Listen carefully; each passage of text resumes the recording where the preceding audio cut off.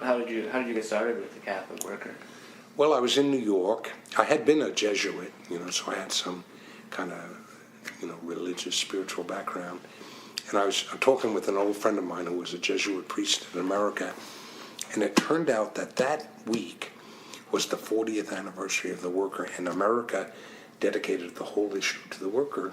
So he gave me a copy, and he said, well, the people are a little strange, but you probably fit right in, at the farm, So I went, and I liked it. I was so happy to be there. I swam the But, So how did you wind up here in Minnesota then? That's a good question.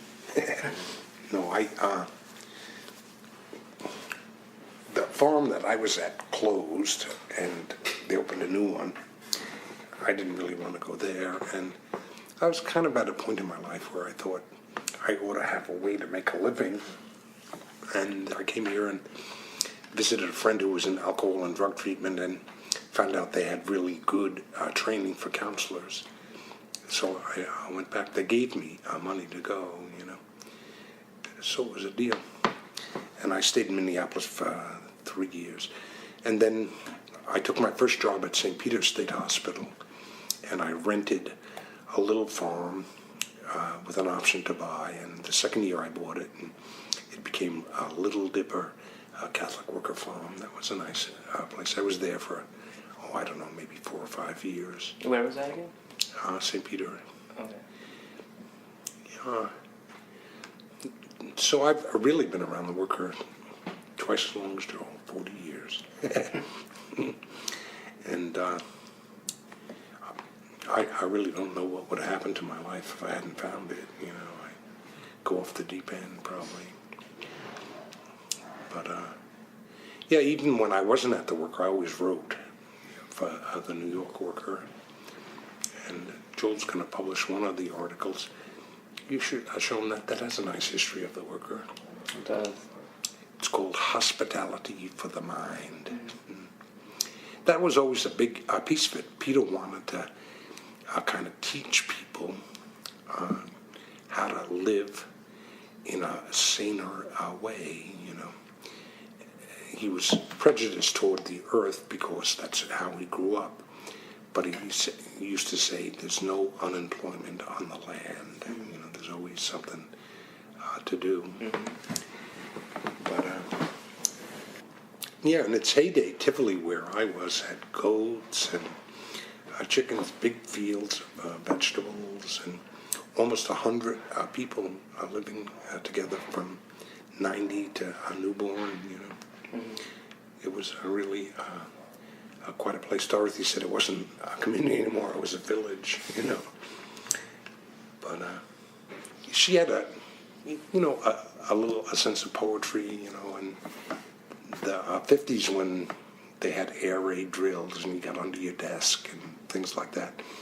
She'd sit in the park during the air raid drills knitting, She wouldn't go into a shelter, And one time somebody donated clothes, and in the bottom there was a little diamond ring, and they were arguing about what to do with it. Let's buy beans for the soup. And I got tired of listening to the arguing, and she just gave it to one of the shopping bag ladies, and she said everybody needs something beautiful, So she was the genuine article. I knew her when she was real old, and she's still full of life. She loved to have a conversation, and I was smart. You see her strategizing, like they were talking about what to do with the people at Tivoli, and she'd be going, well, there's the old bungalows down in Staten Island. Maybe we could put some, she's just figuring it out, She wasn't afraid of anybody or anything, and really never understood what women's lib was all about, because she had always been a free spirit. Yeah. And then, about 5 months before she died, she just went upstairs and, kind of detached a little bit, and then they buried her in a wooden box. And now they're naming apartments in Harlem after her, you know, and putting her on the front cover of magazines and petitioning for her to be a saint, you know. She was, could be funny, but not ha-ha. She'd say things like they say, they're calling you a saint, and she'd say, don't dismiss me that easily. Yeah. It's a wonderful line, you know.